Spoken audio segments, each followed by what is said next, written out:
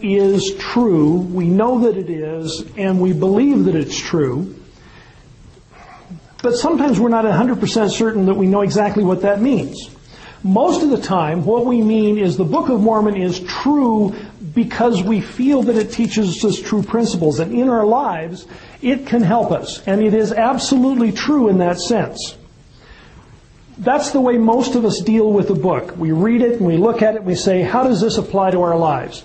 What I'd like to spend some time doing tonight is taking a little bit different perspective, put on a different set of eyes, and take a much more critical look at the book, not as how it applies to our lives, but as an historian would look at the book and say, what questions do we ask of this book if we look at it like any other ancient text that has ever been discovered in the world and presented to us? What do we know about it? What kinds of things can we ask? That process is going to require us to know something that we don't know, which is where the Book of Mormon took place. There is no official definition from the church that says this is where the Book of Mormon took place.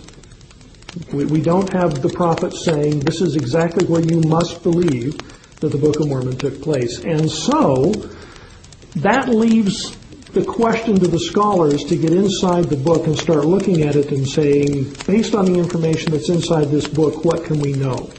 What I'm not going to do tonight is discuss a geographic theory about where the Book of Mormon is. We're going to start with one. We're going to start with the idea that the Book of Mormon took place in Mesoamerica, which is roughly from, let's say, somewhere around Mexico City down to probably the heel of the boot, if you know your geography of Mexico. So somewhere in that general vicinity, that's where the Book of Mormon took place. More specifically, the correlations moved down into southern Chiapas, and most of it seems to be taking place in the modern country of Guatemala, with a little bit in the southern part of Mexico. The reason I'm not going to argue that is we just don't have enough time. What we need to do is to use that information and then see if that's going to help us. Now, here's the next thing that you have to know about the issues. What we want to do is take a look at the difference in idea between saying, I want to examine the Book of Mormon as it appears in Mesoamerica, or saying, I want to examine Mesoamerican information as it shows up in the Book of Mormon. There's a huge difference in what you can do. If you say, I want to find the Book of Mormon in Mesoamerica, you first have to go through the Book of Mormon and decide what it is that you might find.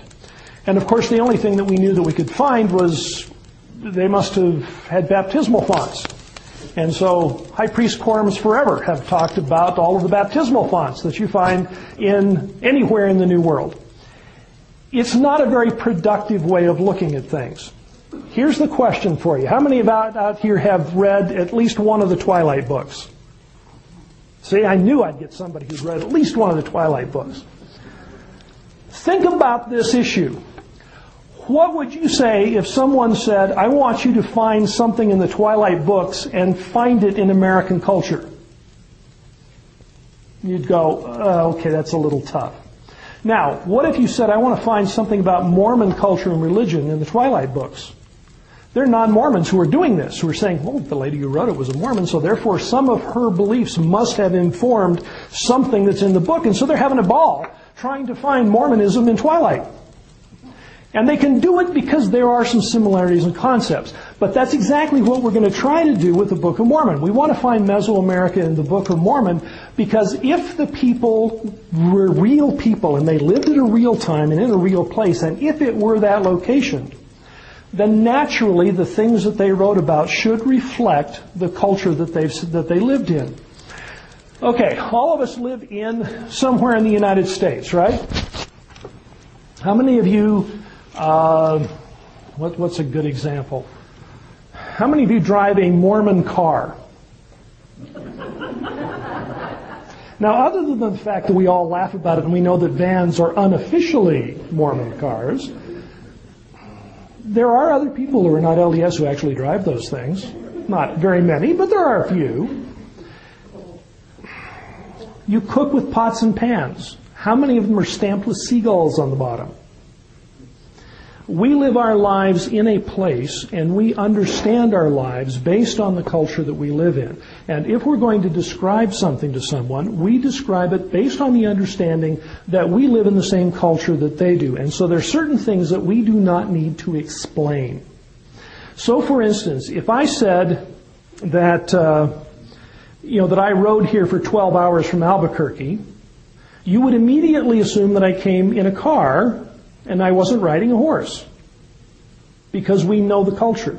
I did not say that, but I don't have to say that because we understand the culture. Now, here's the difference in the nature of what kind of texts we have. And as you go back with this idea of how do we look at things as an historian, you find that one of the differences is that you find a difference in the amount of descriptive material that you find in a text. There's two concepts. One's called a high context text, and one is a low context text. High context means that they tell you everything you need to know. A book about computers for dummies is a high context text because it assumes that you don't know anything, and so it tells you everything that it thinks you need to know. If you go to a computer science manual and you get a textbook for computer science, they presume there are certain things that you know. And if you do not know them and you try to read it, it's like reading a foreign language. You have no clue what they're talking about because you do not share the background. What happens in most cultural texts is that they are low context. In other words, they do not give you anything extra. They assume that you know the culture. So you'll get the information in the Bible, and the Bible is one of those cultures that simply presumes that you know what they're talking about.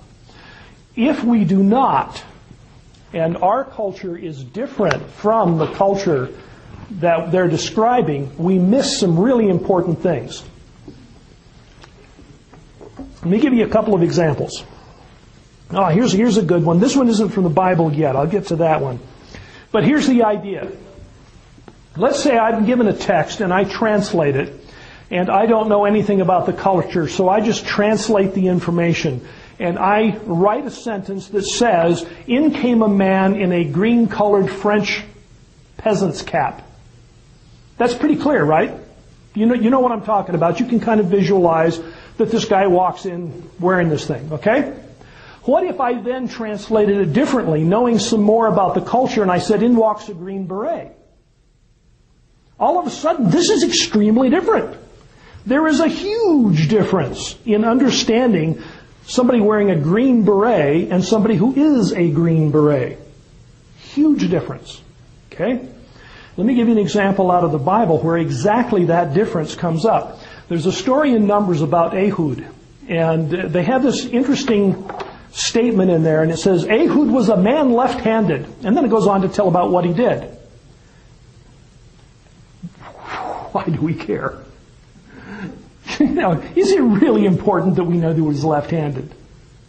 The answer is, yeah, as a matter of fact, it was, because it wasn't exactly left-handed that it said. It says that he was bound as to the right hand. Now, what that means is when they were training him, they would bind his right hand. He might have been naturally right-handed, but they bound it so that he could become much better with the left and could become a better warrior. In ancient battle, where you've got shields and swords, when you get two people who are right-handed next to each other, they know how to fight each other because they're familiar with this process. The left-hander is the one who has the advantage. It happens in the Aztec world that their most fierce fighters were always the ones who were left-handed. And so if they were having something that was going on and they were either tied or having a problem turning the tide of the battle, and they really needed to get somebody that could turn the tide for them, they sent in the left-handers. So when we find out that Ehud is a left-handed Benjamite, it isn't just odd information that they tossed in. If you know the culture, they're saying, this guy is a Green Beret. Oh, yeah. That makes a lot of difference in how we understand it. Now, here's another one out of the New Testament. I'll read this one to you because we always get this one wrong. We know in the New Testament that we are told to turn the other cheek, right? You've heard of this before. What we never remember is that we get that text wrong. It isn't turn the other cheek. Here's what it says. But I say unto you that ye resist not evil. But whosoever shall smite thee on thy right cheek, turn to him the other also. And that's very specific. It doesn't say if they